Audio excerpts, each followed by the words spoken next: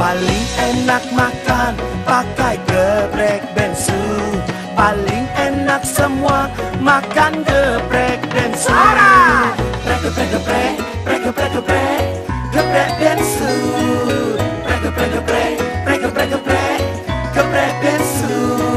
Hemat regone, lezat rasane, hanya di geprek bensu aja.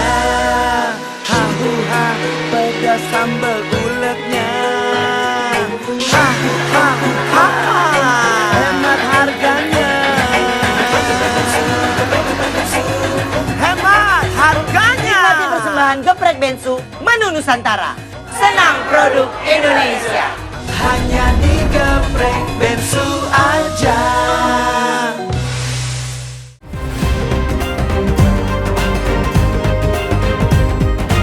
Assalamualaikum warahmatullahi wabarakatuh. Sahabat milenial, tidak terasa kita sudah memasuki minggu ketiga pada bulan Ramadan 1441 Hijriah ya.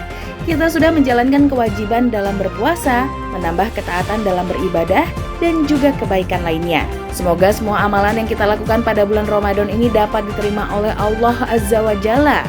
Amin. Sahabat milenial, kira-kira apa saja ya amalan-amalan yang dapat kita lakukan pada 10 hari terakhir di bulan Ramadan? Untuk ulasan lebih jelasnya, mari kita simak Muslim Milenial kali ini.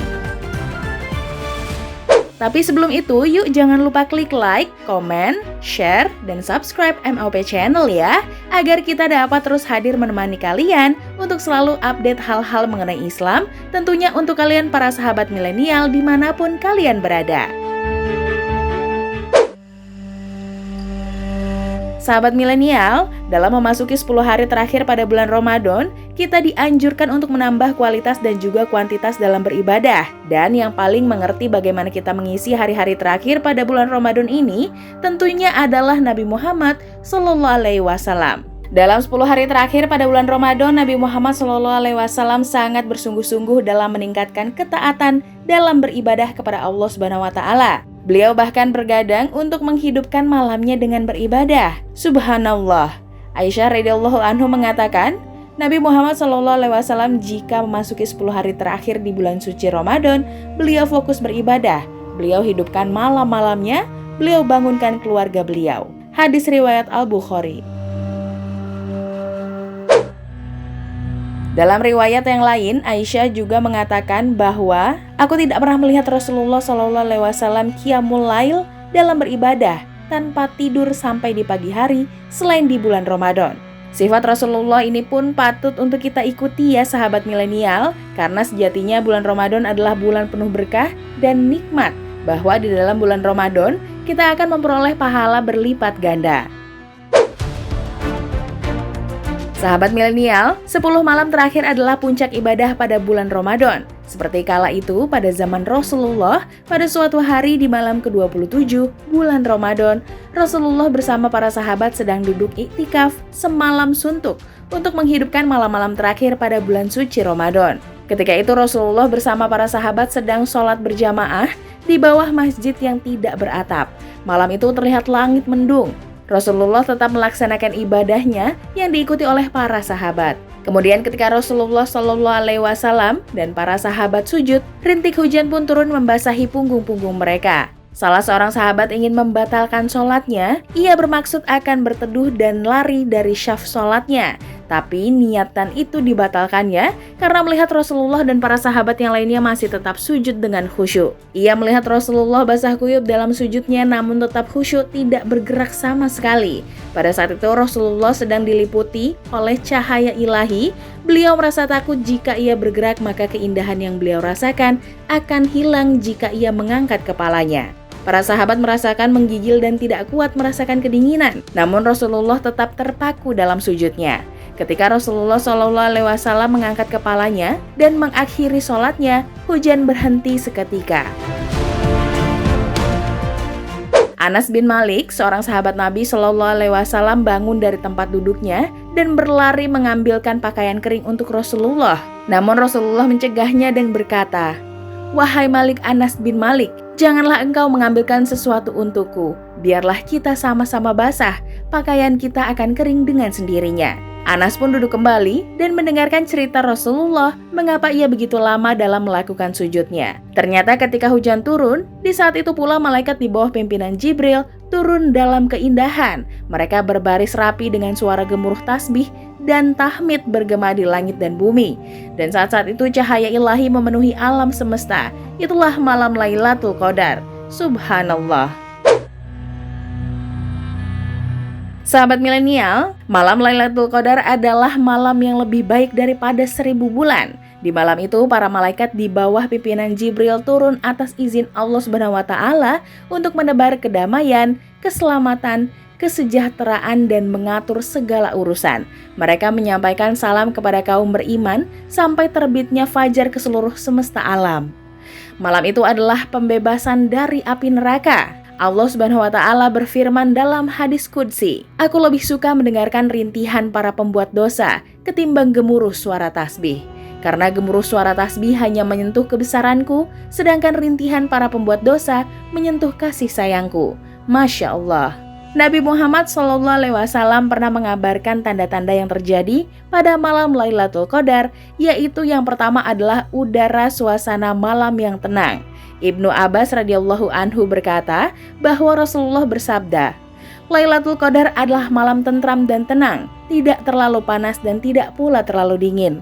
Esok paginya, sang surya terbit dengan sinar lemah berwarna merah."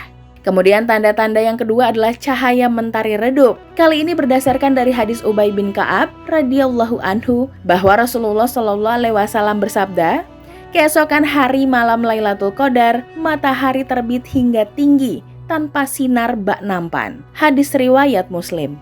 Tanda-tanda yang ketiga yakni terkadang terbawa dalam mimpi. Dari sahabat Ibnu Umar radhiyallahu anhu berkata bahwa beberapa orang dari sahabat Nabi SAW diperlihatkan malam Lailatul Qadar dalam mimpi oleh Allah Subhanahu wa Ta'ala pada 7 malam terakhir Ramadan. Kemudian Rasulullah SAW berkata, "Aku melihat bahwa mimpi kalian tentang Lailatul Qadar terjadi pada 7 malam terakhir. Maka barang siapa yang mau mencarinya, maka carilah pada 7 malam terakhir." Hadis riwayat Muslim. Tanda-tanda selanjutnya yaitu bulan nampak separuh bulatan. Sebagaimana hadis riwayat Muslim berikut ini, bahwa Abu Hurairah radhiyallahu anhu berkata, "Kami pernah mendiskusikan tentang Lailatul Qadar di sisi Rasulullah SAW. Beliau berkata, 'Siapakah dari kalian yang masih ingat tatkala bulan muncul yang berukuran separuh nampan?' Ciri lain dari malam Lailatul Qadar adalah berdasarkan dari hadis Ubadah bin Syamit radhiyallahu anhu, yakni malam itu adalah malam cerah, tenang, seolah-olah ada bulan. Malam yang tenang dan tentram, tidak dingin dan tidak pula panas. Pada malam itu tidak dihalalkan dilemparnya bintang sampai pagi harinya. Dan sesungguhnya tanda Lailatul Qadar adalah matahari di pagi harinya terbit dengan indah, tidak bersinar kuat seperti bulan purnama, dan tidak pula dihalalkan bagi setan untuk keluar bersama matahari pagi itu. Hadis riwayat Ahmad. Dan tanda-tanda selanjutnya ada juga yang berpendapat bahwa ciri malam Lailatul Qadar adalah bila orang-orang yang beribadah pada malam tersebut merasakan lezatnya ibadah, ketenangan hati, dan kenikmatan bermunajat kepada Robnya, tidak seperti malam-malam lainnya. Namun dari sekian banyak riwayat yang menunjukkan bahwa malam Lailatul Qadar mempunyai tanda yang dapat diketahui dan dirasakan, tidak berarti bahwa setiap orang dapat mengetahui dan merasakannya. Seorang muslim yang melakukan ibadah pada malam-malam Ramadan memungkinkan baginya mendapatkan kemuliaan Lailatul Qadar tanpa ia ketahui tanda-tandanya. Sahabat milenial, 10 hari terakhir adalah penutup bulan Ramadan, sementara setiap amalan itu tergantung dengan penutupnya. Sebagaimana dalam hadis Sa'al bin Sa'ad radhiyallahu anhu bahwa Rasulullah bersabda, "Dan sungguh amalan itu ditentukan dengan penutupnya." Ibadah yang dianjurkan oleh Rasulullah untuk dilakukan pada 10 hari terakhir tidak hanya terbatas pada sholat lail atau sholat malam saja ya sahabat milenial, akan tetapi mencakup semua jenis ibadah seperti membaca Al-Quran, berzikir, berdoa, bersedekah, dan membangunkan keluarga untuk menegakkan sholat juga merupakan anjuran oleh Rasulullah. Sebagaimana diriwayatkan Bukhari dari istri Aisyah, Rasulullah membangunkan keluarga di malam hari bukan khusus pada bulan Ramadan saja, tetapi ketika 10 hari terakhir lebih rajin dan bersegera untuk membangunkan keluarga. Sahabat milenial, ada banyak sekali amalan yang dapat dilakukan pada bulan Ramadan, khususnya pada 10 hari terakhir pada bulan Ramadan. Rasulullah SAW senantiasa beriktikaf di 10 hari terakhir sampai beliau wafat. Beliau beriktikaf untuk menggapai Lailatul Qadar. Iktikaf adalah berdiam diri di dalam masjid dengan melakukan ketaatan kepada Allah Subhanahu wa taala. Ketika seseorang melakukan iktikaf, maka ia mendekatkan diri kepada Allah taala, menahan jiwanya untuk bersabar dalam ibadah, mengosongkan hati dari kesibukan dunia yang menghalanginya dari mengingat Allah taala, dan sibuk beribadah dengan melakukan zikir, membaca Al-Qur'an, sholat, berdoa, bertaubat, dan beristighfar. Iktikaf dianjurkan setiap waktu, pahala berlipat ganda jika melakukannya pada bulan Ramadan. Masya Allah. Rasulullah SAW juga menghatamkan Al-Quran minimal 2 kali pada bulan Ramadan. Sebagaimana hadis dari Fatimah radhiyallahu anha, sesungguhnya Jibril alaihi salam biasanya menyetorkan Al-Quran dengan Rasulullah SAW sekali dalam setiap tahun. Akan tetapi ia menyetorkan Al-Quran 2 kali di tahun wafatnya Rasulullah. Hadis riwayat Muslim. Di antara amalan yang istimewa di 10 hari terakhir Ramadan tentunya adalah dengan bersodakoh. Dalam sebuah hadis riwayat Imam Turmizi, ketika Rasulullah SAW ditanya, sedekah yang bagaimana yang paling utama? Rasulullah SAW menjawab, sedekah yang dilakukan pada bulan Ramadan. Puasa dan sedekah merupakan salah satu jalan meraih surganya Allah Azza wa Jalla. Sebagaimana disebutkan pada sebuah hadis, Rasulullah bertanya, siapakah di antara kalian yang berpuasa hari ini? Kemudian Abu Bakar menjawab, saya ya Rasulullah. Rasulullah kembali bertanya, siapa di antara kalian yang hari ini mengantar orang yang meninggal dunia? Abu Bakar menjawab, saya ya Rasulullah. Rasulullah kembali bertanya, siapa di antara kalian yang hari ini menjenguk orang sakit? Lagi-lagi Abu Bakar menjawab, saya ya Rasulullah. Rasulullah SAW kemudian bersabda, siapa yang melakukan amalan-amalan tersebut dalam 1 hari, maka baginya surga.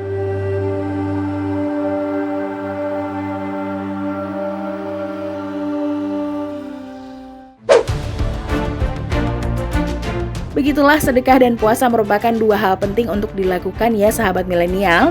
Puasa dan sedekah juga merupakan 2 hal yang sangat penting untuk menjauhkan diri dari siksa api neraka. Salah satu hadis yang diriwayatkan oleh Abu Hurairah bahwa Rasulullah bersabda, puasa adalah perisai. Maksud dari hadis tersebut, puasa merupakan perisai dari api neraka, demikian juga sedekah adalah penolak dari panasnya api neraka.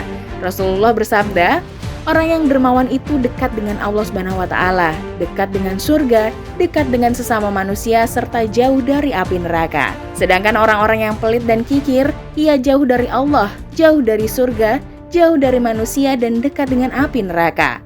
Orang yang bodoh tetapi dermawan lebih dicintai oleh Allah Subhanahu wa taala daripada orang yang rajin beribadah tetapi pelit dan kikir.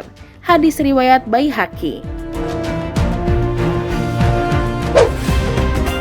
Sahabat milenial, di antara amalan yang sangat dianjurkan untuk dilakukan di bulan Ramadan, khususnya pada 10 hari terakhir bulan Ramadan adalah memperbanyak taubat dan istighfar.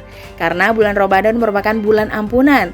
Allah Ta'ala berfirman dalam hadis Qudsi, wahai Bani Adam, sesungguhnya selama engkau masih berdoa dan berharap kepadaku, maka aku akan mengampuni semua dosa yang ada padamu dan aku tidak akan peduli. Wahai Bani Adam, seandainya dosa-dosamu mencapai langit, kemudian engkau memohon ampun kepadaku, aku akan mengampunimu dan tidak peduli. Wahai Bani Adam, seandainya engkau datang kepadaku dengan membawa kesalahan seukuran bumi, kemudian engkau datang menjumpaiku dalam keadaan tidak berbuat syirik atau menyekutukanku dengan apapun juga, maka sungguh aku akan datang kepadamu dengan membawa apapun seukuran bumi juga. Hadis riwayat Al-Tirmizi.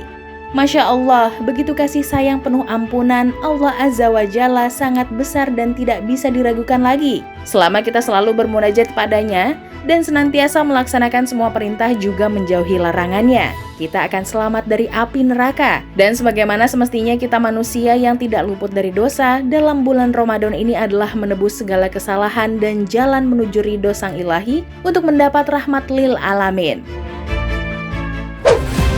Sahabat milenial, tidak terasa kita sudah di penghujung pertemuan. Banyak sekali amalan yang dapat kita lakukan dalam bulan Ramadan ini. Mari kita isi bulan penuh berkah ini dengan ibadah-ibadah dengan penuh kemenangan. Tak terasa bulan Ramadan berlalu dengan sangat cepat. Semoga sahabat milenial tidak termasuk ke dalam orang-orang yang menyia-nyiakan bulan suci Ramadan ya. Amin. Akhirul kalam, wassalamualaikum warahmatullahi wabarakatuh.